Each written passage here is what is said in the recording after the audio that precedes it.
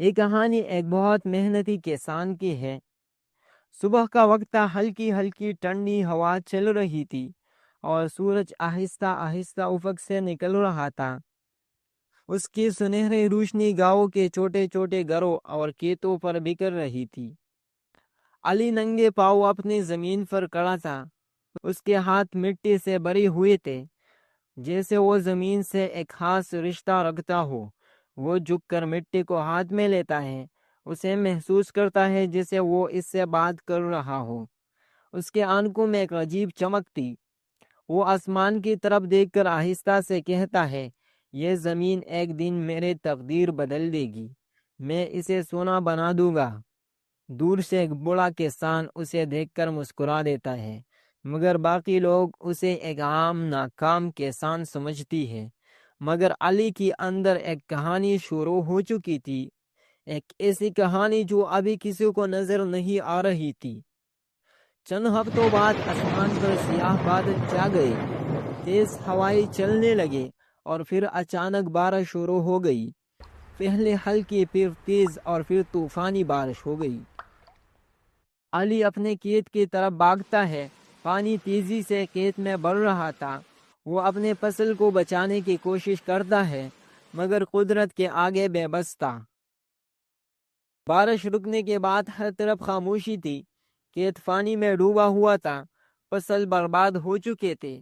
علی گھٹنوں کے بل بیٹھ جاتا ہے، اس کے آنکھوں میں آنسو تھے، مگر وہ رو نہیں رہا تھا، بس خاموش بیٹھا تھا۔ پیچھے سے آوازیں آتی ہیں، ہم نے کہا تھا نا، یہ تمہارے بس کی بات نہیں، چھوڑ دو یہ خواب۔ یہ الفاظ بارش سے بھی زیادہ چبھ رہی تھی۔ رات گہری ہو چکی تھی۔ علی کے گھر میں اندھیرا تھا، صرف ایک لالٹین جل رہی تھی۔ دیواروں پر اس کی ٹوٹی امیدوں کے سائے نظر آ رہے تھے۔ خاموش بیٹا تھا، اپنے آپ سے لڑ رہا تھا، کیا میں واقعی ناکام ہوں؟ کیا میں یہ سب چھوڑ دوں؟ اچانک وہ اٹھتا ہے، آئینے کے سامنے جاتا ہے اور خود کو غور سے دیکھتا ہے۔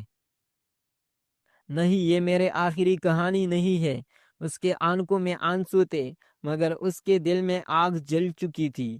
اسے لمحے ایک نیا علی پیدا ہوا۔ اگلی صبح علی ایک بس میں بیٹھا شہر جا رہا تھا۔ راستے میں وہ کھڑکی سے باہر دیکھتا ہے، پہاڑ، درخت، سڑکیں، سب جیسے اسے ایک نئی دنیا کی طرف لے جا رہے تھے۔ شہر میں ہر چیز نئی تھی، بڑے بڑے کھیت، جدید مشینیں اور تعلیم یافتہ لوگ۔ علی دن بھر لائبریری میں بیٹھ کر کتابیں پڑھتا، رات کو نوٹس بناتا اور اگلی دن کسانوں سے سوال کرتا۔ ایک استاذ نے علی سے پوچھا، تم اتنے محنت کیوں کر رہے ہو؟ علی نے جواب دیا، کیونکہ میرے ناکامی نے مجھے سکھا دیا کہ بغیر علم کی محنت ادھوری ہوتی ہے۔ چند ہفتوں بعد علی گاؤں واپس آیا۔ اس کے چہرے پر اعتماد تھا اور ہاتھ میں نئی معلومات۔ اس نے اپنی زمین پر نئے طریقے آزمانے شروع کیے، نیا بیج، نیا نظام، نئی سوچ۔ لوگ اسے دیکھ کر ہنستے، شہر جا کر یہ بدل گیا، اب یہ ہمیں سکھائے گا۔ علی نے کسی کو جواب نہیں دیا، وہ بس اپنے کام میں لگا رہا، کیونکہ اسے معلوم تھا کہ وقت ہی سب سے بڑا جواب دیتا ہے۔ مہینے گزر گئے، فصل تیار ہوئے، مگر وہ اتنے شاندار نہیں تھے۔ علی نے حساب لگایا، نقصان ابھی بھی تھا۔ وہ تگا ہوا کھیت کے بیچ بیٹھ گیا، اس کے ہاتھ کانپ رہے تھے، آنکھیں بند تھے۔ ایک لمحے کے لیے اس کا دل ٹوٹ گیا، شاید میں واقعی نہیں کر سکتا۔ مگر پھر اس نے مٹی کو زور سے پکڑا اور کہا، نہیں، یہ صرف ایک امتحان ہے۔ اب علی پہلے سے زیادہ مضبوط ہو چکا تھا۔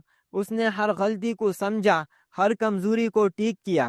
وہ صبح سورج نکلنے سے پہلے اٹھتا اور رات کو دیر تک کام کرتا۔ پسینہ، تھکن، تکلیف سب اس کے ساتھ تھے، مگر اس بار اس کے دل میں شک نہیں تھا، صرف یقین تھا۔ پھر وہ دن آیا جب فصل تیار ہوئے، کھیت ہرے بھرے تھے، ہر طرف زندگی تھی۔ ہوا چلتی تو سنہرے بالیاں لہراتے، جیسے خوشی سے ناچ رہے ہو۔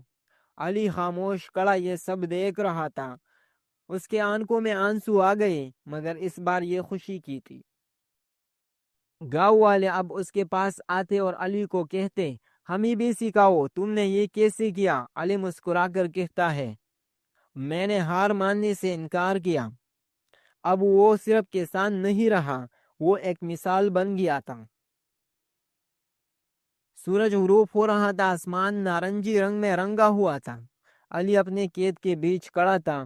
وہ آہستہ سے کہتا ہے کامیابی زمین سے نہیں، انسان کی حوصلے سے اگتی ہے۔ اگر آپ ہمت نہیں ہارتے تو دنیا کی کوئی طاقت آپ کو روک نہیں سکتی۔ خواب وہی سچ ہوتے ہیں جن کے لیے آپ لڑتے ہیں۔ ناکامی آپ کو توڑنے نہیں، بنانے آتی ہے۔